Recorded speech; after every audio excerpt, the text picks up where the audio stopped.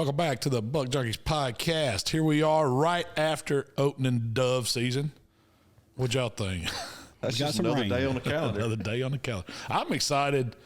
The weather's finally right. The dove season went exactly like I probably knew it would. It was rain and it was horrible and we didn't have very many birds. We had a good time. We didn't, but, you know, I talked to a bunch of our friends that had fields too, and none of them done any good either. I mean, I think there was a couple of fields where they shot pretty good, but they were the larger fields, 50-acre fields or something like that. But they had a bunch of folks on the field too. But most of the smaller fields like we have, they didn't do too good. So, Mark, you went over to Marshall County? Was it Holly Springs? And they did some shooting over there? Yeah, they shot a few. I mean, it wasn't a dove shoot. It wasn't a dove shoot by no means. We mainly just showed up and cooked and got soaking wet. I'm telling you, I ain't never seen it rain like that. Man, so we were planning on, we got up early that morning, went out to the field. We had a few birds. We did a little shooting. It wasn't nothing. It wasn't no good hunt. We didn't even kill a one man, and we had 7 men. So that's how it tells you how bad it was. But that evening, like you said, the storm came through here. We were sitting around, going to go back that afternoon, and the bottom dropped, and it rained so hard. I mean, for like an hour. So y'all know our buddy Chuck, he was over here, and he lives up in Hernando where we live, and he had a side-by-side parked right outside his house and right outside his garage in his driveway. Lightning hit it, burned it to the ground, caught his garage on. Lucky he didn't lose his house. Yeah, I mean, it was bad. That's how bad that storm was. It was pretty rowdy. We were out there under tents, and that's why I told him, I said, we're out here holding an aluminum antenna. So were you cooking there and under a tent? Yeah. Yeah, that ain't smart. I mean, I didn't have no choice. If you saw this, did y'all see the picture of that Can-Am on Facebook? If you saw that, you wouldn't want to be underneath no tent if that's what it does to Can-Am. Pretty much had a frame left all. That makes me not want to ride in no storm. See, I got lucky. Well, I didn't get lucky. I was smart about it. Because, they say you don't get struck by lightning. The odds of getting struck twice. The odds of getting struck is really low, but the odds of getting struck twice is super low. Yeah. Well, Jody's wife, Rachel, got struck back in the summer. So I just said, hey, Rachel, you come over and stand by me. How did she get struck? Was she in Alabama or something? She was at their camp down in Alabama, and she was leaned up against, like, the roll-up door in the shop, like where the door frame is. She was leaned up in it, and the kids were out there playing. It was just sprinkling. It wasn't no thunder, nothing like that. And lightning struck either the tree at the shop or the corner of the shop, and it went through her arm and burnt her arm. She was very fortunate, but she said she felt hot, and she was pretty stowed up and sore for about 5 or 6 days, but very, very lucky. But she did it knock her to the ground? No, it just stunned her. Just went through. Yeah. And she's like, she didn't realize what was happening. Like, she knew what happened when it happened, but she didn't realize she was okay, kind of deal. It shook her up pretty good, which I guarantee it would. So you stood by her? Yeah, I told her to stand over by me. Well, that might not have been a good idea. She didn't take a direct hit, Mark. She just got a half load. But I told her, I said, just stand over here. I said, you done been struck once. We'll be all right, Man, I never have really thought about storms. Doing barbecue contests in the storm and stuff, we always huddled up under a tent or something, but it ain't no joke. No, it's which Jody and them knew them pretty well, and he kind of told me the story about one of the families they met, I think through the NWTF or through God's Country or something. I can't remember the exact story, but they were hunting in a ground blind, and lightning struck the tree beside the ground blind, and, of course, the lightning ran out the root system and went up the chair of the kid, and it killed the kid, and you never think about that because you go out and hunt, and you're there to be and enjoying the peace and quiet, and that's your relaxed time, and you never think about stuff like that can happen. Yeah. Heck, like Hilltop, you're in a wide open spot, 12 foot up in the air, and you're the closest thing. I wouldn't like now if a storm comes up, I'm getting out. I don't ever think I ain't about riding. it. I don't either. I ain't scared of a storm. I'd sit out there raining. Sometimes I've killed deer in a storm when it's raining good. Everything's quiet and deer, they can't hear you as good, but it comes up lightning now, I'm probably going to come on back to the house. So I've always been told, with Chuck and his side-by-side rubber tires had you grounded, you wouldn't get. If it's raining, everything's wet. It's going to conduct through the water. So contact some kind of how. It probably wouldn't kill you if you was on it. You probably feel it, but it wouldn't. You'd have felt that. Side-by-side look. It probably shorted out a bunch of stuff and caught the wires on fire. Yeah, I don't know how it did it. I mean, I wish I need to ask if he's had a security camera if he recorded it or something, because that'd have been crazy. But his youngest daughter was the only one home. I was like, man, I felt bad for her because, you know, she had to be terrified. Well, you probably didn't Storming outside, something just blew up and's on fire, and you got to leave the house. Yeah, but you just didn't. I mean, heck, by me and Marcus, between my house and his house, this tree has been struck a couple of times, and That's you what I was hear gonna it, say. but you don't never. I mean, if you just heard a loud boom, I wouldn't think to go out and look and see if something's on fire. You Yeah. probably start seeing or smelling the smoke in the house before when then. it strikes that close, you gonna go out and look. It 'Cause I'm probably telling you, shook it. That big tree in my front yard's been struck twice, and when it hits it, it'll rattle everything you got inside the house. I mean, It blew bark. it blew bark off the tree. off that tree. It hit the transformer next to our house while me and Melissa and the kids were gone, and it came through the house and come out in the legs of the oven, and it blowed tile all up on the countertops. No The way. whole kitchen was covered in dust. Yeah, like static electricity. Yeah, everything. blew the grout out and everything. It was Shattered tile. It was shards of tile everywhere. When I opened the door up, they were over by the Yeah. front door, and I said, "What is this?" The kids done broke something. Man. And I got in there and got to looking and let it cook that oven. You know, it fried. Yeah. Could you imagine being in there? When it's Being in the kitchen, the stove. blew it's up. like a bomb go off. Yeah. They said it comes in on the weakest circuit. Yeah. I done watched Twisters twice in the past 2 weeks. Is that the new one? I hadn't seen I'm it. ready to go buy me a dually, put me some augers on it. We finna go storm chasing. Storm chasing. They'd like to come across like right out there on number 4, isn't it, Jamie? Because didn't you have a buddy that his house got hit twice over there? And tornado got him one time, and a lightning got him another time, didn't it? Yeah.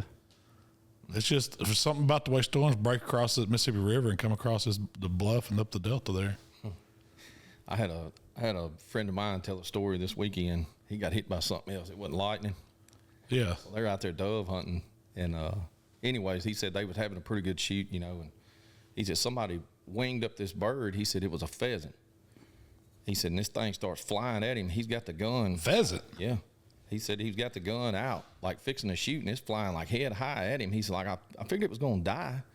He said, well, it didn't die, and it flew and hit him right in the face. No. And he said, so it damn near knocked him to the ground. And he gets up, and he's like, man, I'd never seen a pheasant. It just surprised me that, you know, there was one out there. And I was like, a pheasant? Really? And he told me where he's hunting. I said, well, maybe there's a possibility of that for the, you know, with the people that he hunts with. You know, they got a little bit of money, so maybe they release some. Turn something. One, and, you know, and it hit him. And anyways, the other 2 guys that hunted with him that morning came in, and I was like, did y'all see him get hit by the pheasant? And they just died. They said it wasn't no pheasant, it was a pigeon. He thought He it was don't a hunt very pheasant. much. Yeah, I guess not. He said he got took out by a pigeon. A pheasant. It was with the Memphis City pigeon. Yeah, I said, why didn't you shoot? He was like, I was froze. He said it was coming right at me. He said, flew right over the bead of the gun, hit me right in the face. Pop. You seen them? I like seeing when the pigeons come in. Man, them fat jokers just flood. It looks like they're going the quarter speed compared to them dove. He said he thought it was going to go down. Why did he shoot at it? He said he couldn't. He froze. It was froze. He just He watched. said, I knew it was going to go down. It knew it was going to go down. He said, that thing it flapped its wings a few more times and pow, hit me. It's like, you're the first guy. I said, it killed it? He said, dead as a hammer. Dead He as said, a it run hammer. into me, it broke its neck. If y'all ate pigeon, Yeah. it's pretty good. Yeah, I like crap out of like pigeon. dove. Do y'all have them out at y'all's house, Jamie? You ever see pigeons out there? We used to. When we used to have a dove field, you see. Yeah, but There was a group. I don't know. It was probably about 30 of them out there. That's before you got out there that I've morning. seen some flying around, but it wasn't a big group. They Michael and Brady each shot one. They didn't fly down on my end of the field, but I like shooting pigeon. I'd go to a pigeon shoot any day. We used to have a guy down in Como that he would let us come down and shoot pigeons every year, and he would just buy us the shells. But he had so many pigeons that they were eating all the feed out of his every evening when he fed his bulls or cows. They would come in there and they'd start eating up the pigeon or the cow feed, and so he called us and asked us if we would come down. Fate was the one that got us come down there, but we would go down there and shoot pigeons for him before dove season started. Would y'all keep them?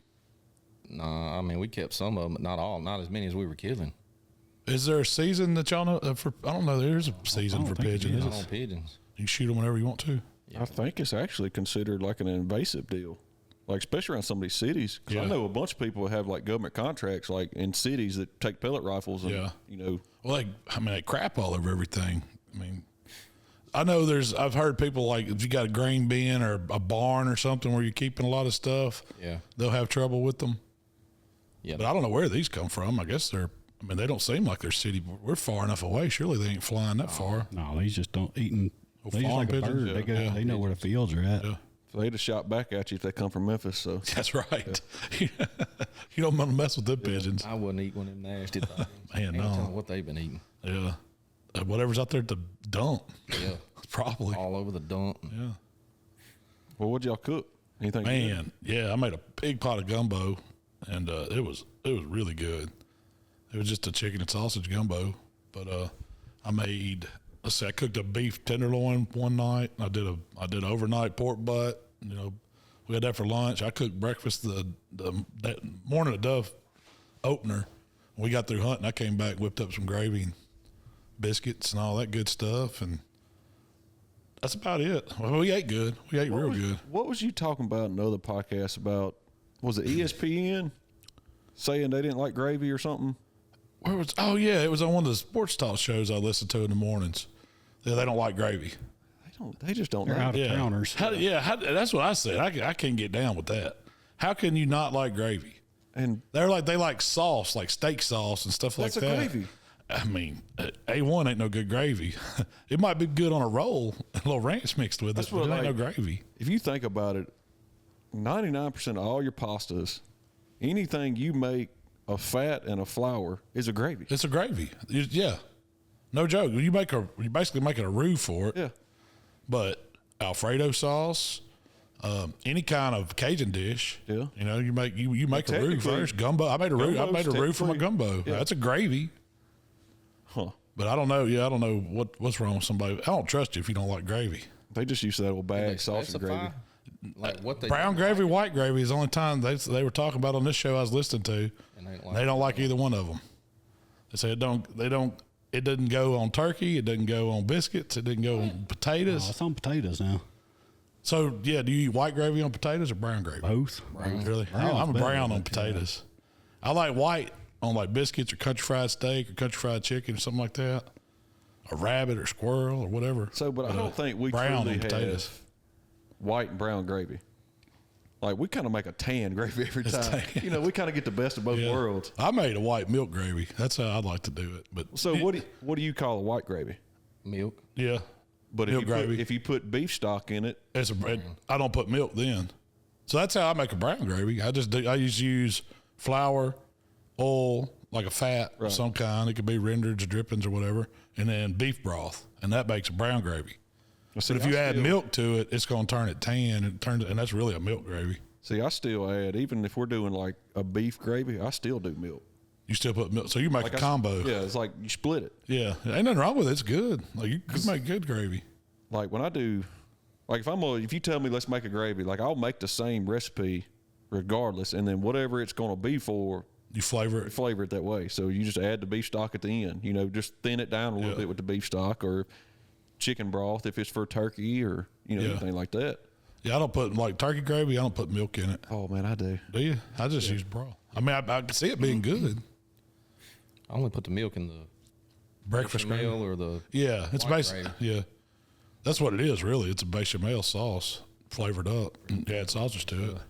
I did do something the other day when we were, I guess it had been Saturday, we were cooking. I said, man, I'm going to cook some mushrooms down, just do some sauteed mushrooms. And threw them in the skillet, started letting them cook. And I was like, I don't want to do our normal, like we do the Como style, So I'm just going to let them cook and go. And I added a little bit of beef broth to them just to give them some liquid after they cooked down. And it would cook the beef broth off. And I just added a little bit more. And I'd done that 3 or 4 times. And darn if it didn't make a gravy, just from the stuff cooking out of the mushrooms and it thickened up, and it wasn't bad. It was pretty solid. So you had a mushroom gravy pretty much? Just about, yeah. It almost made like a thick reduction, like it was, you could add the beef broth and thin it down. It'd be a good sauce, but when you let it cook down, it almost looked like you added flour to it, even though we didn't. And I don't know if it's, is mushrooms what would be a mushroom? They don't have a starch in it, so No, but it does get thick. Like if you add butter to it and probably thicken Worcestershire up. or something like that, it thickens up as long as you probably let it cook the and dirt reduce. off the mushrooms. Probably the dirt. That's something else. I don't wash mushrooms. I'll rinse them off, Yeah. but they want you to pat them dry and rub them with the rag. Man, I'm just going to shake the package and get the dirt off of them and roll on. That's vitamins. Yeah. Or really, you don't want to know what mushrooms grow in. That looks like manure. Yeah, that's what they grow in. put a little tang in your gravy. So, Mikey, Saturday before dove season, you had a little fantasy football thing going on, didn't you? I did. Tell everybody what you had to do. I had to wear a dress. Grown man had to wear a dress. That's the style Have y'all seen? nowadays. Have y'all seen? Oh yeah, he fit right in, didn't he, Jamie? When you come in last in one of the leagues I'm in, you have to wear the dress and go through the entire draft with the dress on. So you were 5 or 6 hours in a dress. Yeah, I was about 5 hours in the dress. That wasn't. I mean, the embarrassing part was having to go buy the daggum thing, because I have to go in the women's department and look for one, because I knew if I sent Melissa, she'd come back with just Something flowers or something like too that. provocative. Yeah, that got me to thinking about the old doe contest. If we do a doe contest this year, what could you make last place have to do? I don't know. You had to cook dinner in a skirt or something. Yeah. Heck no. Well, I can tell you, women's sizes are way different than ours. I bought a 3X dress, and I looked like one of them Memphis prostitutes standing on the corner. It was so tight, man. You squeezed off in a women's 3X. I was in that thing. I don't know what size a women's 3X would be. I don't know. It was in the It'd be 20s. thick. Medium. 20s, son. You filled it out. Oh, yeah. Did you have you like a bosom stuffed or anything? No, it had a bra built in it. I didn't know until I put it on. You should have put just a big old watermelon or something in it. Did you have to put makeup on? No. No makeup. It was just wear the dress. Yeah, I wore my hat and wore the dress. Had my swim trunks on up under it. There ain't nothing wrong with that. Yeah, it is. It's a lot. I had my swim trunks on, man. You should have went full out. Well, you get to, if you're the last place guy, you get to add something to it every year. So you can take the dress away and you can do something else or whatever. So I added in that you got to walk through the community. You got to get out up by the sign at the entrance of the community, wherever it's at, and walk through the whole community with that dress on to come do it. So you got to do a parade pretty much. You got to parade in. Yeah. They got them now too. A pride parade. Yeah. You bringing some culturalizing to Bridgetown. Yeah. That's what that's going to. Well, did you cook anything good? Y'all cooked ribs for that dove hunt, didn't you? Yeah, we cooked ribs on Sunday. Saturday, we was kind of watching a little college football. What did I cook Saturday? I just had a complete brain fart. I forgot. We done a bunch of appetizers. We done some cheese slaw. Oh, yeah. Have y'all seen that? Go ahead. What's cheese slaw, Mark? Man, it's pimento cheese. It's got, with that's no what it pimentos. sounds like, yeah. But now somebody got on TikTok, they come up with some pretty outrageous cooking recipes, but somebody done cheese slaw, and it's grated cheese. I done grated cheese, a little bit of mayonnaise, a little bit of sour cream, green onion, jalapeno peppers, seasoned it up, added a thing of diced canned mushrooms, and you can put whatever in it, onions, bell peppers, whatever, and it is good. It does taste like a pimento cheese, but it's different, and you can eat it on chips or crackers or whatever, but So it's pretty much a dip. Yeah. like it's nothing fancy. It's something it's something you can go in the fridge, and you just about got enough stuff in your fridge, no matter what day of the week it is, you can make it. Yeah.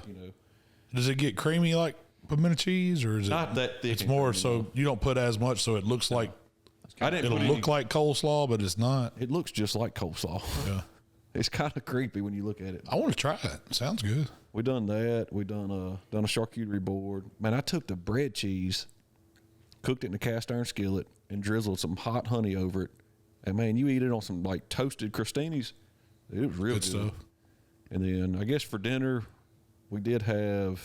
I cooked one practice slab of ribs. 'Cause we're trying a new rub out, and then we done pork belly, and I fried it and done like pork belly chicharron tacos, and it was pretty good too. You was eating good then.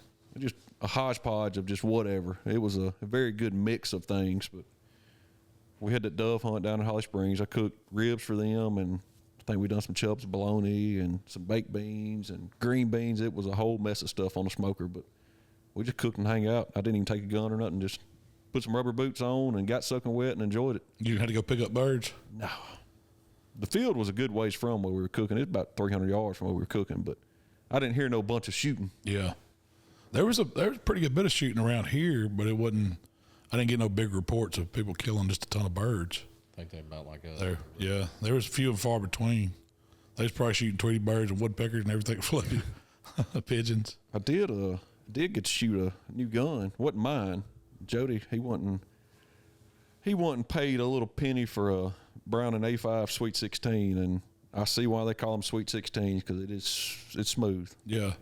That's a sweet shooting gun. So it's kind of in between a 12 and a 20, I guess.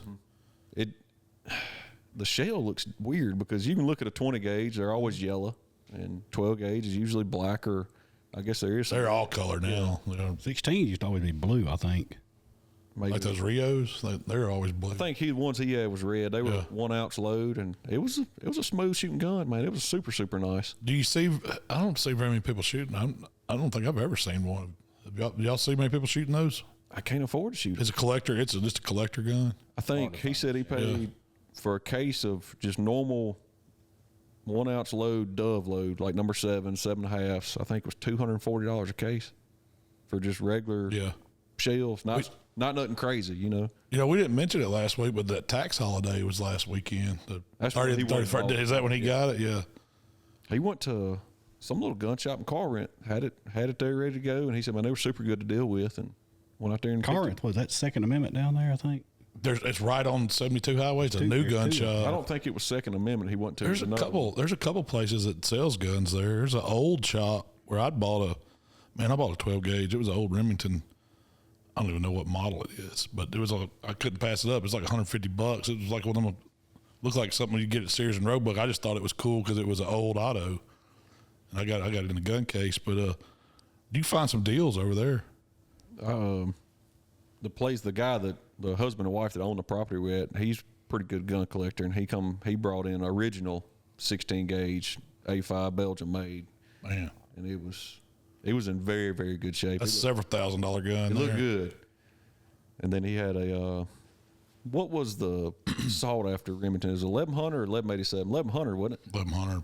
He had a 20 gauge 1100 that was beautiful. I shot one of those Saturday. We went and shot skeet Saturday morning just to get tuned up a little bit. And Austin brought one. He had an old 1100, and man, it was a smooth shooting 20 gauge. Zero recoil. I mean, it was light load, but it was you could break some clays with it. Yeah, they're really good guns. You found an old gun over the weekend, didn't you? I got a friend of mine that goes to estate sales and stuff like that, and he'll buy guns and stuff like that. Just anything that's worth a crap there at those estate sales. And he had several guns that he picked up this year. And anyways, he was showing them to me, and it was a Winchester 1906. It's a pump action 22. It's got a hammer on it. Looks like an old Western gun. Got the long, smooth stock on the back of it. But anyways, I tried to get it off of him. He didn't want to sell it, and so we kind of started bartering a little bit. He had some old cast iron Dutch ovens from I don't know how far back. I said, man, tell you what, I'll buy the 22 and the Dutch oven. And he kept telling me no. I kept throwing money at him, and he wouldn't take it. And finally he told me, he said, I'll tell you what, you want it that bad. He said, if you can tell me what's on this key ring. And he had a whole key ring full of these things, probably 50 of them on it. He said, if you can tell me what's on there, I'll sell it to you. He didn't think I knew what they were. Well, it was old can openers, like sardine can openers. The ones you flip over the side with looks like a razor blade. Mm-hmm. It's got the little hook that like folds, and you unfold it and put it on the can. Yeah, so I threw it back to him. He actually told me I could buy it for cheaper than what I offered him if I could tell him what they were. Oh. I got the gun and the. They give you a can opener too? No, he wouldn't give me nothing else after that price. My dad always kept a key ring with one of those on it. I mean, I remember as a kid, it had a rabbit's foot and one of them can openers on it. A rabbit's foot. Yeah. Hey. But that was like, you know how when you were in elementary school and they'd like have one time a year, they'd set it up in the library somewhere. You come in and buy Christmas gifts for your family or whatever. I got my dad a rabbit. That's probably like first, second grade or whatever. He still got that rabbit's foot, I think. I met a guy that worked with your daddy. I had no idea your daddy's name was Gumbo. Yeah, that's his handle. It was. I don't know if he goes by it anymore. We talked about him. He was from Arkansas. And I said he always had that gumbo mud all over his truck when he come to work, I guess. So they called him Gumbo. Hey, first thing he asked me, he said, man, you ever shook his hand? I said, yeah. I said, it's like grabbing that door right there on the side of the house. I said, he got big old hands. But no, it was a good weekend. Yeah. What'd you cook, Jamie? Did you get into anything? Man, y'all done got me on this. Well, Mark did on this pizza oven. So we did. Saturday night. He burning stuff up. What he doing? I really ain't burnt nothing yet. Saturday night we done a pizza and a dessert pizza. Then Sunday night we went to Michael's place down in Holly Springs and cooked out and rode side by sides for a while. Was there any birds over that way? No, not really. No, none of them guys really shot anything. And then let's see, last night I got the fryer out and done some truffle fries and then put them in the pizza oven and done like loaded cheese fries. Yeah. Is that pretty good? Yeah. Heck yeah. Oh, Loaded truffle hard to beat, fries. That's a good idea. That was good. Shoot, when we was in Colorado, I think we was up there for a week. I think we ate that pretty much every day at the. every restaurant up there had them. Yeah. We got them everywhere we went. Yeah. I've had some of that truffle stuff is so stout I don't like it. Like I don't see the fuss, but when it's done with like a little bit of the oil or what is it? done What is right. it y'all are buying? That We buy the truffle oil, and then we'll buy the. I do truffle oil and our seasoning grit. Yeah. That's all I put on it. I Super bought simple. the Truff brand truffle salt, and it's good. It's not, some of them truffle salts will get so it's almost like it's spicy, like it's almost too salty, but it's good. No, I did cook some steaks Friday night, and I did put a little truffle on the steaks, and it was pretty dang good. It's a solid recipe for sure. well, I did old beef tenderloin for us to eat on to watch the football game Sunday night, and it was I put some of y'all's little Worcestershire binder and a little Swan Life prime beef, and then just some extra black pepper, kind of like the way you said Darren would do his steaks and let them set in a Ziploc bag for the whole. I like trimmed it up, dude. Brought that thing up to like 118 and let it rest and melted some butter and some herbs and stuff and then brushed it and stuck it on them hot coals. Man, it put a peppery crust on the outside of it. It was fire. I highly recommend doing that. You and Hernando go buy Primos because Frankie, I was by there the other day and he got a load of Beef He tenderloin? don't have them in. anymore. Really? I bet he. How many was don't packed. have Sold many? them. Yeah. Heck, I went by there Friday afternoon, I guess it was. Heck, I spent almost $300 up there.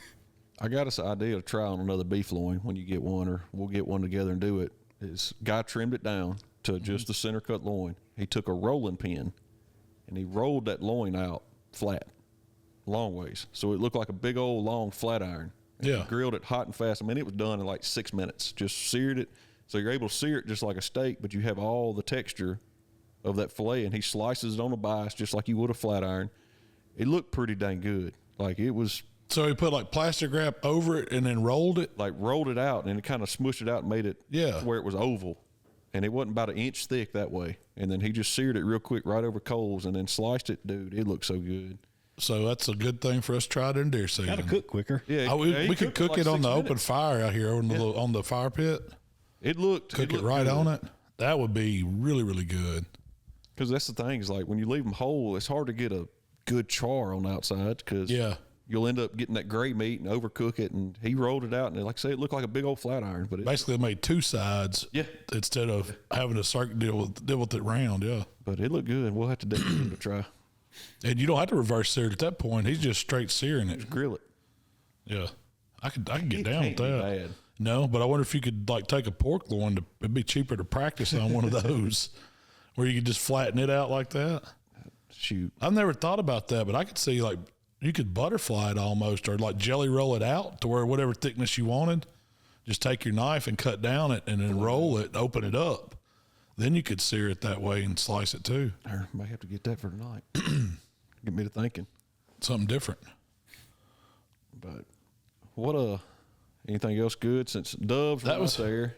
The doves ain't here, but man, it was good to get hunting season going back up. I stayed down here from Friday till Monday afternoon, and the weather. I mean, yeah, the weather was crappy, but it wasn't too hot. No. And so we went out. We even went coyote hunting a little bit. Mikey, you and your wife rode down Saturday evening Friday. after. No, that was after your football draft.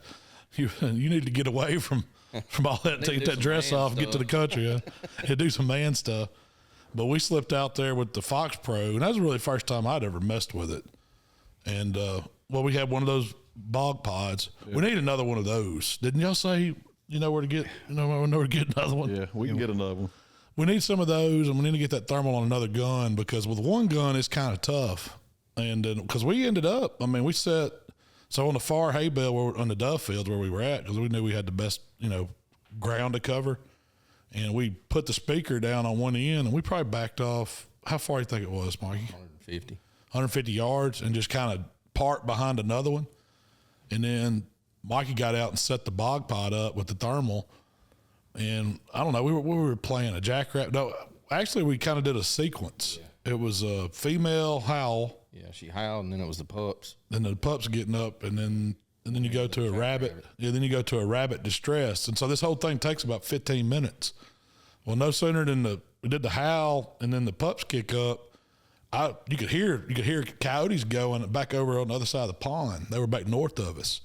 I was like, dang, listen at them. They're going, and they heard it within a few minutes. And then so Mikey got to scanning, and I had my little handheld one, but I never saw him on a handheld.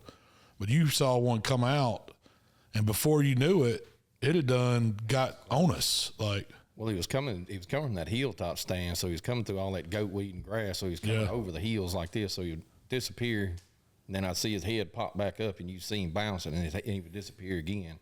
Well, he was beelining for us on the Can-Am, not the speaker. Yeah. So I figured he was just trying to get downwind of it. Yeah, yeah.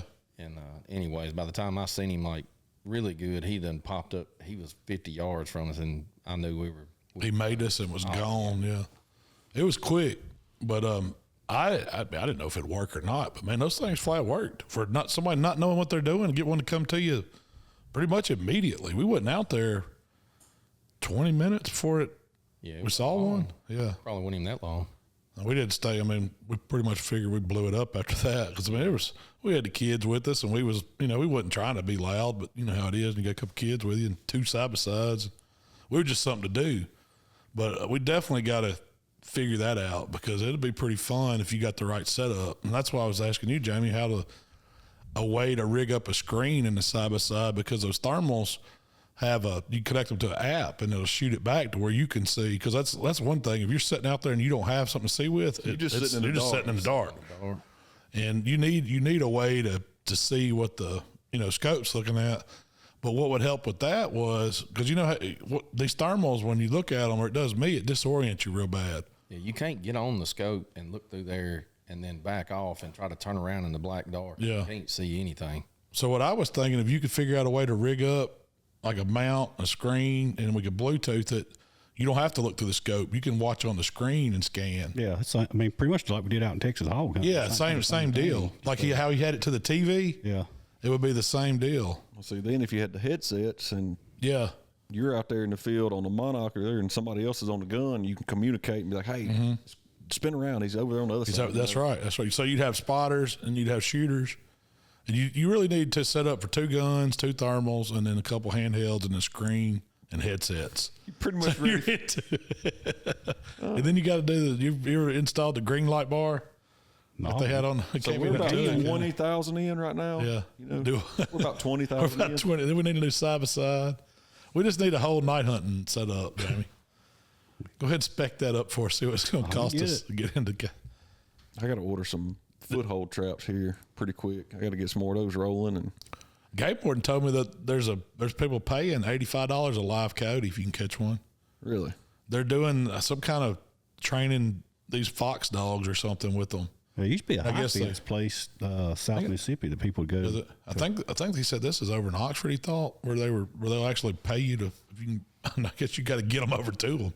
And every now and then there's a German Shepherd comes up to mine and Jamie's house, kind of mangy looking. You might be able to pass it off for it. Have y'all? I mean, we had never had it. I hadn't since we've had this place. I don't think we've trapped a coyote, but he run off with the trap. Really? Mm-hmm. That's the thing. That leg hold trap he got in and freaking it was down in the bottom, and what I had at stake too was one of those big stakes, and the ground wasn't. It was kind of wet that night when we caught him. He snatched the trap up. But catching a live coyote, that's pretty tough. I mean, yeah. I mean, you're not gonna catch him in like one of those big live traps. You got to snare him or catch him in a leg trap, and then you got to get him off of it. That's where you need that old pole with the noose on it, and you need some kind of kennel to put him in. I got 2 of them. We'll go get $85. Man, I got to watching that one dude. You need 10 of them to be worth your time. That North American trapper catching them big bobcats. I mean, you talking about a pissed off animal, and then he goes up there and puts it in that snare and holds it. Heck no. Man, a darn house cat's bad enough. I don't want no 30-pound, 40-pound bobcat on. Bobcat. It's pretty tough. I imagine that'd be a little harder to deal with than the dog. I mean, the coyote. I've seen like videos of them get them, and they're pretty. Like they don't get crazy wild once because they've been in that trap. They kind of calm down. I mean, they're growling and stuff, but they hunker down. Usually they just slip the noose over them and do it quick and put them in there and take them off. But a cat, have you ever tried to catch a cat on a pole? I've tried.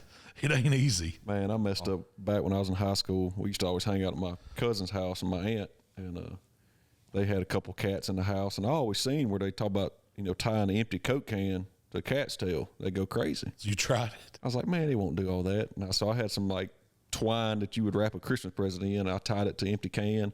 Old cat hopped up there on the counter, and I just snitched it down right on its tail. That was a mistake. Man, that cat tore that freaking house up. And I finally got him in the laundry room, and I had to put oven mitts on trying to catch this damn cat to get the can off his tail. And he's mad. He was upset. You can get into a cat problem real quick. Yeah. Them jokers breed so much, and I've known several places where it's feral cats is all it is, and you can't. I mean, it's hard to catch them. You guys set like live coon traps and stuff like that to catch them. Well, we got the idea. We was gonna run some weed eater line through an old piece of conduit. And that's gonna try to snare them. Man, you can catch one, and it's all you can do to hold him on that pole. That joker's going everywhere, and I don't like having to relocate cats. No, it ain't easy. Snare poles ain't. I mean, yeah. You can buy them, you can make them, and when you get an animal on the end of them things, yeah, it's a fight. Well, you would use them in your trapping business, wouldn't you? Or yeah, animal control business. Yeah, I didn't have one that fancy. This was just a rigged up tent pole with some weed eater line. Yeah, you just had to get them coons off in town. You can't shoot them in town, so I get them off the live traps in town, the foothold traps, and you had to put the noose around them and push them down, and then reach down there and pull the trap off his foot, and then pick him up, set him in a kennel, and then take him off somewhere and let him go. That's what we were just putting them in a kennel, and then taking them to the shelter wherever they'll take them. You hook up with a 30-pound coon around the neck on one of them poles. Yeah, because he's about half cat anyways. He'll grab the They just ball up though. Ball up on the end of it. Yeah, and they'll go nuts. Speaking of catching stuff, do you see that gator Jody and him killed? No, did they get a permit? Wait a minute, I thought that was a repost of the one. That was one they killed Friday. This past week. So he went back down to the God's Country Outfitter? No. He went down to Vicksburg. This was them on their own. Mississippi permit. Yes. Yeah. So he went to work on Thursday morning, and then he had something going on at work. They had to work all Thursday night. So I think he worked Thursday, went home, took his boy to ball practice, took a nap, and then went back to work at like 10 that night. Friday morning, got off work, drove down there to Vicksburg, got everything set up, and got on the river Friday night. And I want to say, he said by 7:30, 8 o'clock, they had already got that one. They caught one because you can only get two. Is it like under 9 foot and over 9? It's under 7, I think, and over 7. And they got one to the boat, and it was like 7.2. And he's like, man, we're not finna dispatch this one, and like we'll turn this one loose. He's like, we're not finna use our big gator for one that's only 2 inches big. Yeah, over the yeah. So they turned it out, and they ended up went ahead and got one that was like 6, I think. And while they were getting it, one of the guys in the boat was like, man, there's a big gator right out there in the channel. And Joe's like, all right, we'll get it in a minute. And Jody said it was about 300-400 yards off, and he looked across it, and he's like, holy crap. He's like, that is a big one. So, were they shining lights on them and seeing their eyes? This was still in daylight.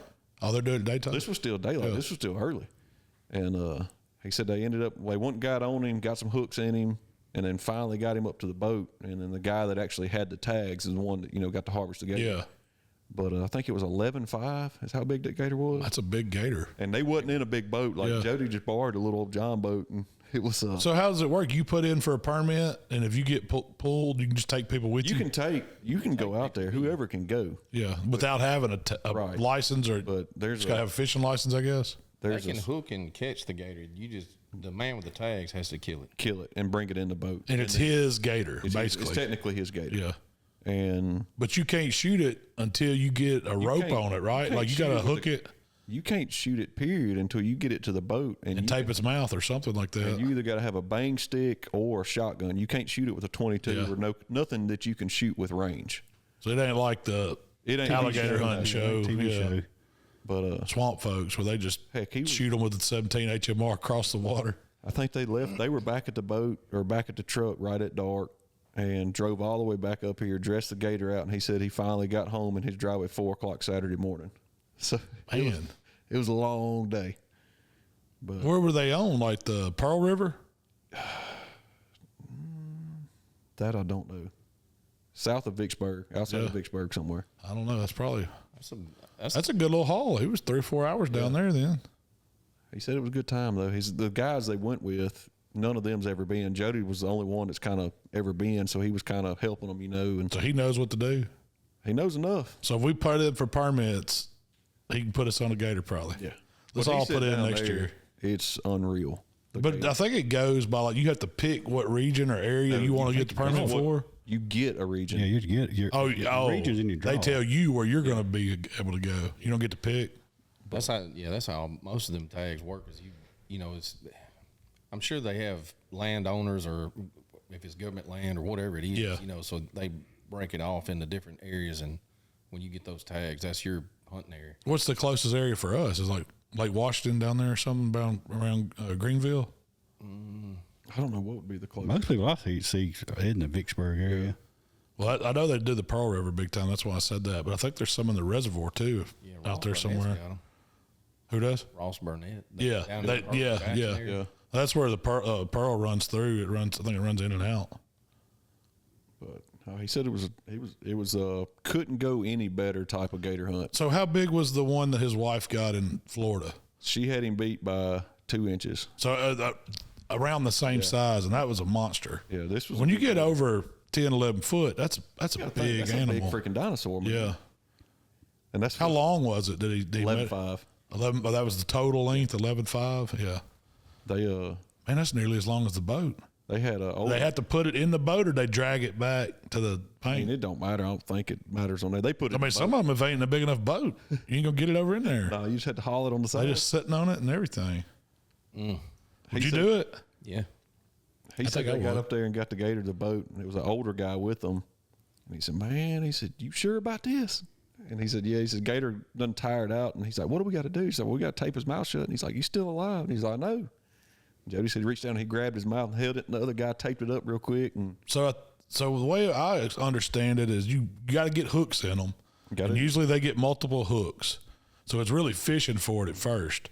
Then you get it up to the boat, you got to get a rope on you it. lasso it. And then when you get the rope on it, you got to tape the mouth. And then you can dispatch it, right? So that's a pretty involved process instead of just, catching it on a limb stick or whatever, pulling it up and shooting it. Yeah. Seems like that way would be a little easier. And he's got that big old animal with all them teeth and no toothbrush. And he But you pissed can't off. set poles either, though. When I say fish for it, you got to rod and reel fish Rod for and it. reel. Yeah. You're snagging pretty much. Pretty much, yeah. Like you get a big treble hook and you try to spot them they're and throw them running- and get them in it. like 150-pound braid on a rod and reel. Yeah. And you cast a treble hook out there and hook them, and you try to get multiple hooks in and get him to the boat. And Did you have some buddies that Brad or Yeah, Brad and Woody and them Yeah. go. they ever get one? Yeah.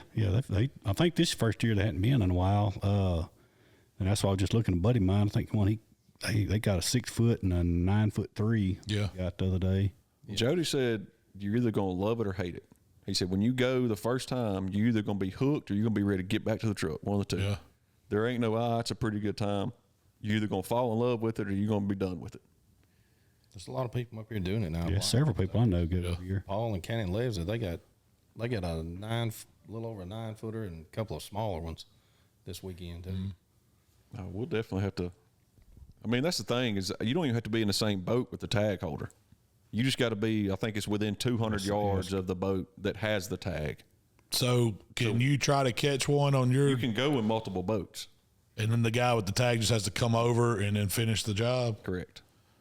I didn't know that. So if we all put in, we got between Jody and everybody, we'll have a 1 in 10 odds to get some tags. Get some tags. Might have to try then. That'd be a little fun excursion video to get too. Could you get you out of imagine your us sitting comfort out zone. there? Because you pretty much go at dusk and then hunt all night, right? Yeah. Hopefully you get it done before you're there. That's what Jody said. He said when the sun went down and it got dark, he says, "Man, there ain't enough off and mosquito See, that's repellent what my out there." issue would be. He said you literally just fog the boat off and you'll be good. And once that off kind of blew off, he said they're right back on you. There ain't no thermocells working. You're moving, so thermostat ain't gonna work. Shoot, we'll get us one of them big 25-gallon propane thermocells, the big ones. I want one of them beekeeper smokers. You just, that's it. We'll just put on this mosquito nets around back here where the guy fishing, he can stand on the front and fight them. and you can watch from the back. All right, you going out there in the bugs. Going out on the bow. You know how thick they are. I ain't no way I could deal with the mosquitoes. So you imagine what it's like cutting across cutover to get to the island over there. That's the worst mosquitoes I've ever seen in my It's life. just like that. When it gets flooded, it's horrible. Did you ever see gators out there? No. In the cutover? I'm surprised. I mean, I know it gets a little cooler up here see for most them, but time there's when gators up here. It would There's be gators in springtime. SoCal. Yeah. Oh, yeah. Yeah, so in Sure, springtime when the people water let just 'em got go. road, you just boated straight in, so you wasn't like, I wasn't really Right, sightseeing. yeah, I was trying to get there. Cutting them with a machete, cutting the mosquitoes. Yeah, just You just carve your way out. No, you need one of them bee suits with the mask and everything That's what on I it. have to and- have. Just puts you in a bubble. Yeah. I'm taking me a roll of duct tape all my sleeves It and ain't my nothing breeches. worse than a darn mosquito eating on you either. Oh, I man. hate it. They love me too. Dude, I can't wear insect repellents. It's showing up bad on me. Oh, yeah. If you can't do that, you might as well not go. It's like when we was in Texas. They got all in the bus. Yeah. It was bad. It'd eat on you. What do we got today? We got a little bit of excitement today. Yeah, we got a new Monarch blind that's probably about 15, 20 minutes out. We're fixing to have to get off here because we're going to try to do a video putting up a new blind here out at the pond. We moved the pond stand. I don't know where we might change the name of it. Yeah, we'll have to Big think. Corey stand. Yeah, Corey. But so we're going to put up a new stand and hopefully show y'all how easy it is to put one of these up because that's the whole thing. You say we can do it in 30 minutes. Do y'all believe that? I think we can. 30 minutes. we got the put it owner. together. We're going to show how it's packaged. Like when you get it, this is how it comes. And then taking it out, unboxing it, putting it together, putting it up. It's very modular. Like I say, this will be the first time I've got to lay eyes on the small version of his stuff. Yeah. And kind of how it ships. Because, I mean, he can ship all over. And that's kind of the whole deal is make it to where it's simple to get it to you. You got a little assembly, but it's pretty much laid out. And then it comes with the platform. It's got stairs. It's got a chair rail. Are we getting a little charger pack thing where you can hook up accessories inside it if you want to charge your phone or Charge your phone. You can run hook a fan up? Run your hey, got to work from the stand. Run a laptop? Somehow. Run a laptop. Man, that's going to be all right. I haven't seen one up close in person. I saw this duck blind trailer version of a I bought one blind. of them stickers. Did you? I'm entered to win it. Oh, did you? Yeah, he had a thing going. Is it over now? I don't know if You buy it, was it $100 sticker? $100 sticker, Chance to win a Can-Am Defender. a decked out, decked Can-Am out, Defender, yeah. and one of the baddest the bone pull behind duck blind, deer blinds you could ever have. What is it? Hey, I don't even know if you call it a duck blind. It'd I be like to hard duck hunt. It'd be hard to duck hunt in. but I would still use it. Yeah. You could stay all night in that if you're out duck hunting. Oh, But yeah, that's what we got going on today. And this week coming up, we're going to be going over to the World Squirrel Championship. I think we had Joe on the podcast last week. If y'all didn't listen to that, go check it out. Yeah. We'll be in Springdale Friday evening, and then Saturday the squirrel cook-off. Will be We there. coming Yeah. back Sunday? Yeah, Okay. we'll come back Sunday. We'll be there. I think it's from 9 to. They say 9 to 5, but it's usually about 3:30. Or last year it was. It seemed like we were out of there. It's completely over at 5 It was kind of warm last year. yeah. The weather's nice this year. this year. But there's all kinds of stuff going over there. So if y'all are in the Springdale area, y'all go check it out this weekend. I don't remember the name of the place it's at, but if you go to Facebook World Squirrel Championship, just search that on Facebook and you'll find it and you'll get There directions. can't be many options. It's Springdale, free. Arkansas. Yeah, Yeah. pretty easy to find. Yeah, it's in the middle of nowhere, but it's easy to find, I guess. It's about 6 hours for us, 5.5, 6 hours probably. I think so. But we'll be over there all day Saturday, and then hopefully they'll have some birds between now and then, so we maybe shoot a little more birds when we get back. Yeah. But that's all we got. It'll be time to start thinking about winter plots, getting ready for. I mean, dove season. My favorite thing about it is it ushers in deer season. Anything else? Yep. So we're within 30 days. Within 30 days of deer season opened up, October 1st. There is a little velvet. I don't even know when the velvet's is. It might have already September. happened. It'll be. Is it? It's usually like the third week of September, Yeah. I think. I ain't gonna mess with that. Mosquitoes. Now I don't know. Now if it gets down in the 50s like it's supposed to be, it might be easy to slip out There is one there. on camera that looks really good. Yeah, it might be Velvet. easy to slip out there to get the old bow out and tune it up. But yeah, it'll be before we know it. It'll be time to start thinking about wintertime and fall plots and all that good stuff. So I'm ready. I'm ready. Mike, you got a contest going, don't you? Yep, we're gonna start a contest. So any of your small game pictures from dove season, I know a lot of places squirrel season and stuff like that opened up. Send me your pictures, post them on Buck Junkies Outdoor Club. We're gonna pick a winner. I got a $100 gift certificate to Mossy Oak Gamekeepers, and we'll run it for about 2 or 3 weeks. And I'll tell you what, we'll just run it this month, small game month. There you go. Opens up. Small game month. We'll run it to the end of September, October 1st. I'll pick a winner, and so y'all get on there and post your pictures on Buck Junkies Outdoor Club. And I did see one picture some guy posted. It wasn't on ours. It was on something else, but it was his dove hunt. He was sitting there with a shotgun, squatted down and everything. Had 15 bars of dove soap laying there. That's all. That's about like my hunt went. yeah, But let's go see if we can kill 15 pigeons. We can take a picture of that, put on there. Make pigeon pie. Can't be bad. But it can't be bad. We can cook a pigeon down. If you cook one of them snow gooses down, you can eat anything. That's right. But we'll be back next week. Y'all come see us this weekend over in Springdale, Arkansas, and go shoot some of them birds. That's it. We appreciate y'all listening. Y'all check us out on Facebook, Instagram. You name the platform, we're there. So if y'all got any questions or any topics you want us to cover, y'all shoot us a message and let us know, and we appreciate y'all listening. We gone.